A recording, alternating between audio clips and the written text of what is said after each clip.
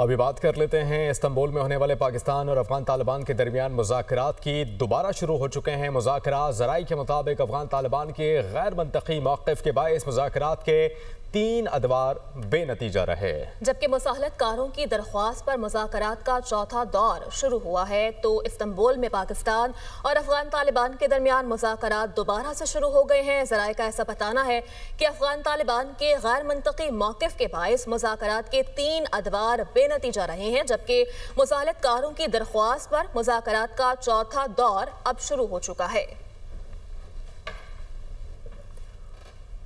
وزیراعظم آزاد کشمیر چودھری انوار الحق استعفیٰ نہ دینے پر ڈٹ گئے۔ پیپلز پارٹی نے دوپہر 2 بجے تک استعفیٰ دینے کی ڈیڈ لائن دی تھی، تاہم وزیراعظم آزاد کشمیر نے استعفیٰ جمع نہیں کرایا۔ آزاد کشمیر قانون ساز اسمبلی میں اراکین کی مجموعی تعداد 53 ہے۔ پاکستان پیپلز پارٹی کو تحریک عدم اعتماد کے لیے 36 ارکان اسمبلی کی حمایت حاصل ہو چکی ہے۔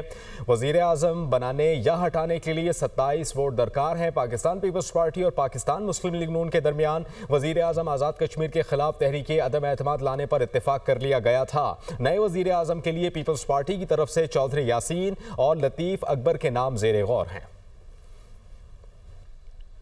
اور تحریک انصاف آزاد جموں کشمیر کی پارلیمانی پارٹی کا اجلاس طلب کر لیا گیا ہے۔ قائد حزب اختلاف خواجہ فاروق احمد کا کہنا ہے اجلاس آج شام اسلام آباد میں طلب کیا گیا ہے۔ اجلاس میں موجودہ سیاسی صورتحال پر تبادلہ خیال کیا جائے گا۔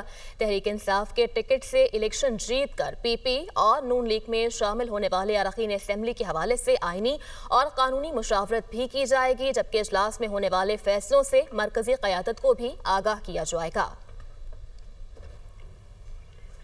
وفاقی وزیر احسن اقبال نے کہا کہ مسلم لیگ نون آزاد کشمیر میں مل کر تحریک عدم اعتماد میں شریک ہوگی مگر حکومت سازی میں نہیں ہوگی۔ ایک فریق حکومت سازی کرتا ہے تو دوسرا اپوزیشن میں کردار ادا کرے گا۔ امید ہے کہ کشمیر میں آنے والی حکومت جلد از جلد آزادانہ منصفانہ انتخابات کرائے گی۔ وفاقی وزیر امیر مقام نے یہ بھی کہا کہ جوائنٹ عوامی ایکشن کمیٹی کے ساتھ معاہدے پر عمل درآمد یقینی بنائیں گے۔ پاکستان مسلم لیگ نون کی پارلیمانی پارٹی کا مطالبہ تھا کہ حکومت سے الگ ہونا چاہیے۔ پاکستان مسلم لیگ نون تحریک عدم اعتماد میں شریک ہوگی اور اس کے ساتھ ساتھ یہ بھی ہمارا فیصلہ ہے کہ ہم تحریک عدم اعتماد کی کامیابی کے بعد حکومت سازی میں شریک نہیں ہوں گے۔ پاکستان مسلم لیگ نون اپنا کردار جمہوری انداز میں بھرپور اپوزیشن کے طور پہ آزاد جموں کشمیر کے اندر ادا کرے گی۔ مسلم لیگ نون کا آزاد کشمیر کے ساتھ ایک تاریخی رشتہ ہے، ناطہ ہے۔ ہم ہمیشہ کشمیر کے عوام کے ساتھ کھڑے رہیں گے اور ہمارا یہ مطالبہ بھی ہوگا کہ جو نئی حکومت آئے گی وہ جلد از جلد آزادانہ اور منصفانہ انتخابات کروائے گی۔ ہماری جو پارٹی ہے اس کا مسلسل یہی مطالبہ تھا اور یہی موقف تھا کہ ہمیں اس حکومت سے علیحدہ ہونا چاہیے، چونکہ وہ حکومت کی کارکردگی سے نالاں تھے۔ ہم اس کے اندر ایک مائنورٹی سٹیک ہولڈر تھے۔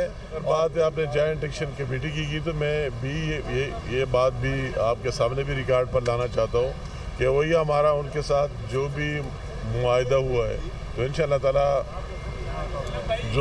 جو عوامی مفاد کے جتنے ایشوز ہیں اور ہمارا ان کے ساتھ ایگریمنٹ ہوا ہے تو ان کی امپلیمنٹیشن کو انشاءاللہ تعالی یقینی بنائیں گے۔ خبروں کا سلسلہ آگے بڑھائیں اور آپ کو بتائیں کہ عالمی بینک کی جانب سے کہا گیا کہ سال 2025 میں پاکستان کی معاشی پیداوار 3% رہی، جبکہ گزشتہ سال یہ شرح 2.6% تھی۔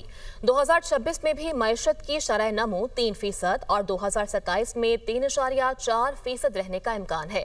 رپورٹ کے مطابق صنعتی اور خدمات کے شعبوں میں بہتری دیکھی گئی، تاہم زرعی شعبہ دباؤ کا شکار رہا۔ عالمی بینک نے مزید کہا کہ مالی نظم و ضبط کے باعث مہنگائی قابو میں رہی، مگر حالیہ سیلاب کے باعث مستقبل میں مہنگائی بڑھنے کا اندیشہ ہے۔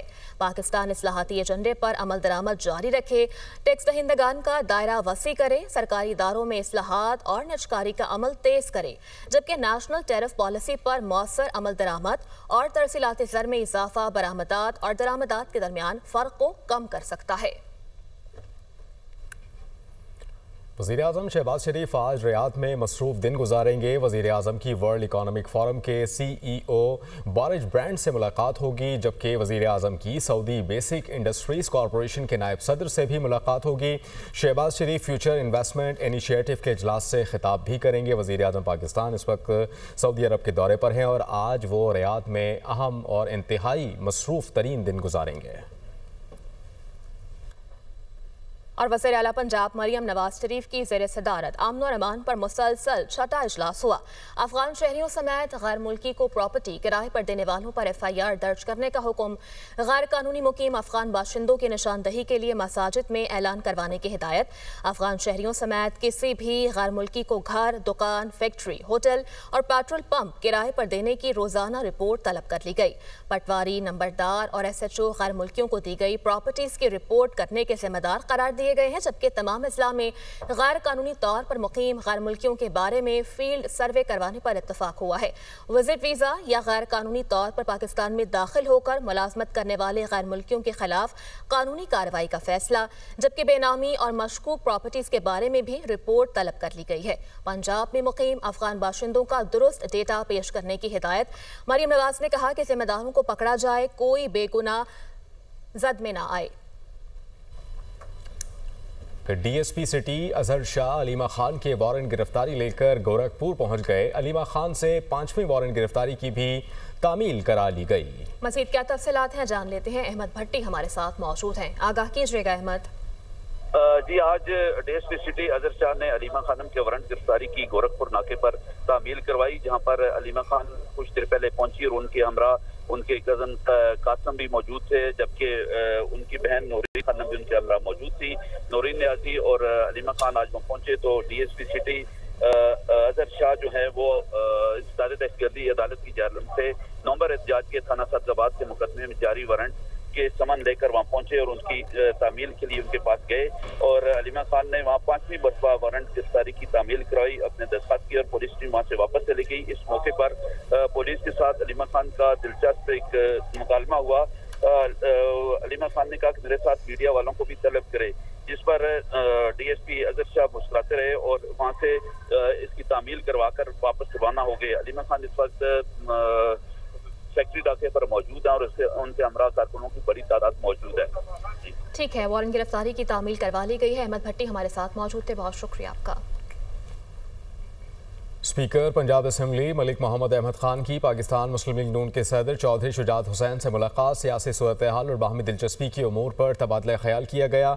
मलिक मोहम्मद अहमद खान ने चौधरी शुजात हुसैन की खैरियत दरियाफ्त की। उन्होंने कहा कि चौधरी शुजात हुसैन ज़ीरक और मुदब्बिर सियासतदान हैं। चौधरी शुजात हुसैन ने हमेशा रवादारी और उसूलों पर मबनी सियासत की। मुस्लिम लीग के सदर चौधरी शुजात हुसैन ने स्पीकर पंजाब असम्बली मलिक मोहम्मद अहमद खान का शुक्रिया अदा किया। कहा, पाकिस्तान को मुश्किल सूरत हाल से निकालने के लिए मिलकर काम करना है। और नेप्रा ने फेस्को, गैपको और कैस्को को जुर्माना आयद कर दिया है। नेप्रा की जानिब से कैस्को पर 4 करोड़ रुपए जुर्माना आयद किया गया, फेस्को पर 1 करोड़, गैपको पर 1 लाख रुपए जुर्माना आयद किया गया है। जुर्माना रिकवरी और लॉसेस में बेहतरी न लाने की बुनियाद पर किया गया है, जबकि अथॉरिटी की जानिब से कंपनीज को शोकोज नोटिस भी जारी किया गया था। तसल्ली बख्श जवाब न मिलने पर अथॉरिटी ने कंपनीज को जुर्माना कर दिया है।